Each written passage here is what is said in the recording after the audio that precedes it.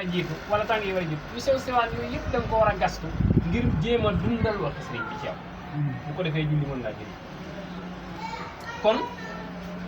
yooyu mooy yi nga xam ne doomu aadama bi war na koo bàyyi xel ginnaaw bi ma tuddee sart ndax xéewal yi suñ borom yi buñ ko dee lim bu jeex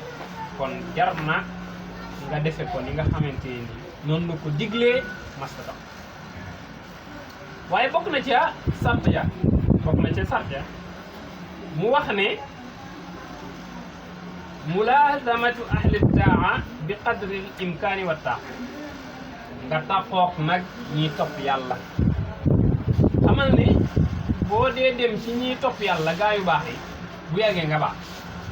waaye boo dee dem ci ñu bon ñi it bu yàggee da ngay bon te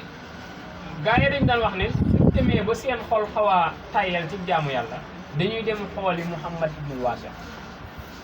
waaye xam nga ne Sëriñ Muntaxa nga ne ko jag xool ko dana la dolli ak yàlla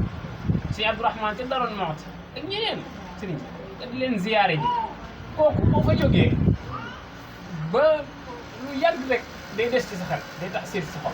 da ngay amaat cawar danaa ko wax suñu saari bi walaay di seen walaay di seen waaw gis nga dafa am ku ma nit li jamono ji Sëriñ Abdou Salaam mu ne ma dafa am ku ko ne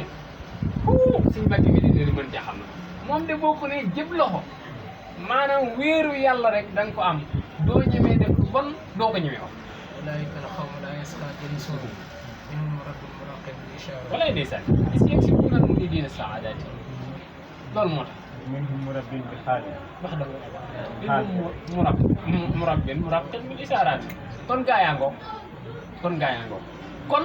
looloo tax Sëriñ Tuubaa li mu spéciale mooy